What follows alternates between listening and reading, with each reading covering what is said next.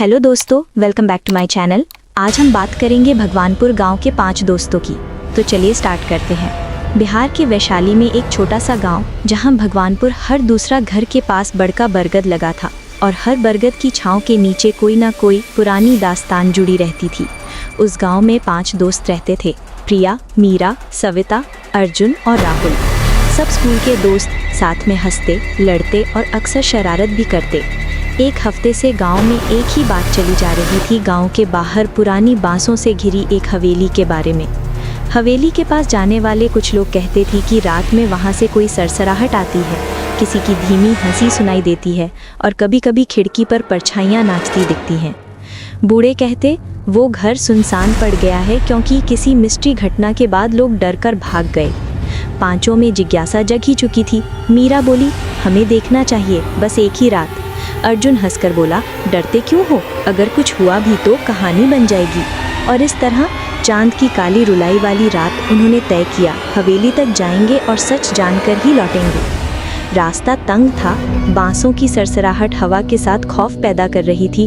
हवेली के पास पहुंचते ही हवा बदल गई, अचानक ठंड सी छा गई और लहराती छाया की तरह कोई हल्की सी सुघर आवाज आई।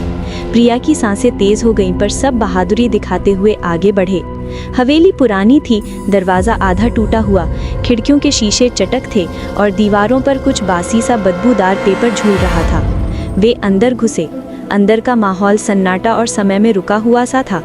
कमरे में धूल की परत और पुराने फर्नीचर के साए, मानो समय रुक गया हो। अचानक सविता ने कहा, यहाँ कुछ लिखा है, और उसने दीवार पर फिसलते अक्षरों को पढ़ा, जो सच्चाई खोजेगा वही सच चखेगा। अर्जुन ने टॉर्च जलाई और उसकी किरण ने एक कोने में कुछ हलचल पकड़ी। किसी ने पर्चा फेंका, कोई पुराना खिलौना गिरा और तभी एक धीमी मंद सी हवा चली जो किसी के पीछे से फुसफुसाई। तुम लोग क्यों आए हो? सभी चौंक गए।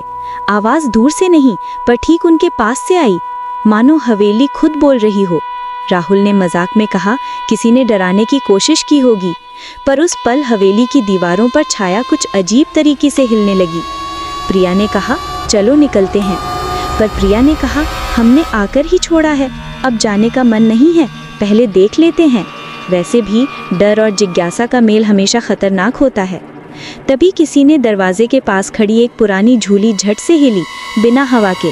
सबने पीछे मुड़कर देखा।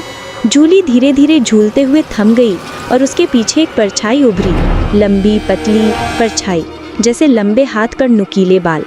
पर वो परछाई मानवीय आकार की नहीं थी, आंखें नहीं दिखती थीं, पर फिर भी सबको लगा कि वो किसी के अंदर देख रही है। सविता का चेहरा सफ़ेद हो गया। उसने धीरे से कहा, हमें यहाँ से चलना चाहिए, पर उसकी आवाज़ में कांप थी। तभी परछाई ने एक कदम बढ़ाया और कमरे का तापमान अचानक नीचे खिसक गया। सभी को ऐसा असर हुआ कि उनके शरीर में ठंड उतर आई। आवाज़ फिर बोली, क्यों लेकर आए हो मुझे? राहुल ने हिम्मत करके पूछा, कौन हो तुम, क्यों रहती हो यहाँ? परछाई का कोई सीधा जवाब नहीं आया, बस हवेली की दीवारों पर पुरानी तस्वीरों की परछाइयाँ नाचने लगीं। उन तस्वीरों में एक लड़की थी जिसकी आंखों में गम और टूटनपन था, जैसे कोई कहानी अधूरी रह गई हो। तभी अचानक कुछ और हुआ। सविता वहाँ से गायब हो गई। हाँ, गायब। एक छोर पर खड़ी थी और अगले पल उसके होने का कोई पता नहीं। उसके जूते वहीं पड़े थे और हवा में हल्की सी गंध, जैसे किसी ने कहीं से किसी चीज की परत उड़ा दी हो। दोनों लड़के और 2 लड़कियां गहरे सदमे में थे।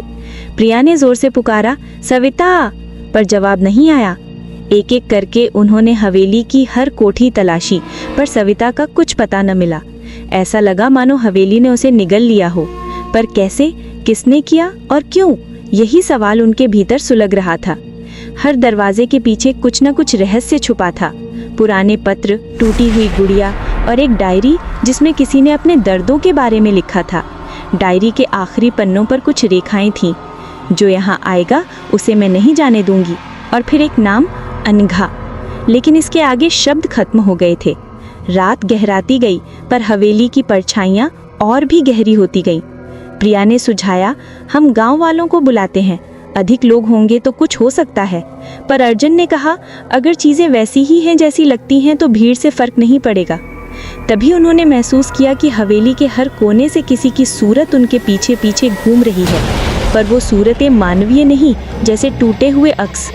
एक क्षण में वे सुनसान गलियारे में मौजूद एक दरवाजे के पास खड़े थे और दरवाज़ा अपने आप खुला। अंदर हल्की सी रोशनी थी और एक लाल सा कपड़ा फर्श पर फैला हुआ था।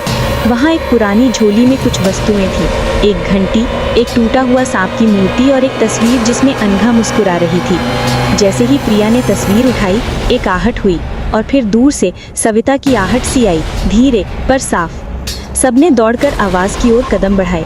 बाहर आकर उन्होंने देखा सविता पेड़ के पास खड़ी थी, बिल्कुल वैसे ही जैसे बचपन में खड़ी रहती थी। पर उसकी आंखों में कुछ अलग था, कुछ खोया सा। उसने बोलना चाहा पर आवाज़ घना और धीमा था। उसने सिर्फ कहा, वो मुझसे कुछ कहने ही आई थी, मुझे अकेला नहीं छोड़ना चाहती थी। और फिर उसकी आंखों में अचानक एक स्याह परछाई झलक गई, जिसने सभी को कता कर दिया। अर्जुन ने साहस करके पूछा, किसे नहीं छोड़ना चाहती? पर सविता कुछ और ही कहने लगी। क्या तुम लोगों ने कभी सोचा है कि कुछ चीज़ें अपने दर्द के साथ लौट आती हैं? कुछ यादें इतनी गहरी होती हैं कि वे जिंदा रहने वालों में जगह बना लेती हैं। उसके शब्द जैसे हवेली की दीवारों में तक गए। रात की खामोशी टूटने लगी, पर अब कुछ और बदल चुका था। हवेली उन्हें जाने नहीं दे रही थी। पर उसी पल गांव की दूर से हल्की सी रोशनी आई। कुछ लोग बत्ती लेकर सही में आ रहे थे। शायद गांव के किसी बुजुर्ग की जिज्ञासा या चिंता ने उन्हें बुला दिया। लोगों के आने से माहौल बदला, पर वो बदला हुआ कुछ ऐसा था कि किसी के दिल के भीतर एक अजीब सी समझ आई कि इस हवेली का दर्द कोई साधारण अपराध नहीं था। ये कोई अधूरी कहानी थी। एक नाम था अनघा, एक धोखा और एक भूल। अंत में जब सुबह हुई तो गांव वालों ने हवेली की तलाशी ली। किसी ने कहा कि उन्होंने दीवार पर एक पुराना नाम पढ़ा, अनघा, और नीचे एक तारीख जो बहुत साल पहले की थी। सविता कुछ हिल रही थी, पर उसकी आंखों में अब वही स्नेह और हल्की उदासी थी, जैसे उसने कुछ खोकर फिर पाया हो।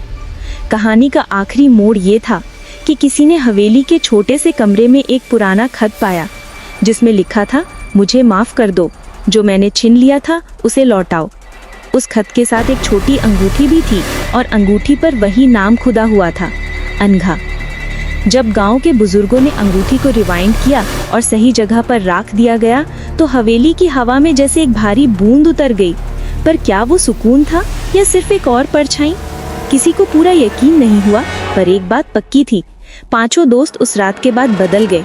वे ज्यादातर अपनी बातों को दिल में रखकर रहने लगे। कभी कभी सविता चुपके से कह दिया करती, कुछ चीजें लौट आती हैं, पर कभी कभी सिर्फ याद बनकर। और हवेली अब भी वहीं खड़ी है। पर गांव वाले अब भी कहते हैं कि जब अमावस्या की रात आती है, हवेली के खिड़कियों में एक छोटी सी परछाई झांकती है, पर इस बार ज्यादा भयभीत नहीं करती, बस एक लंबी सिसक सी छोड़ जाती है, जैसे कोई किसी से माफी मांगना भूल गया हो। हेलो दोस्तों, आपको कहानी कैसे लगे कमेंट में जरूर बताइएगा और चैनल को सब्सक्राइब करके बेल आइकॉन को ऑल पे सेट कर लीजिएगा, ताकि नेक्स्ट अपडेट आप तक पहले पहुंचे। और ये कहानी एक काल्पनिक कहानी है, इसका किसी भी इंसान या जगह से कोई वास्ता नहीं है।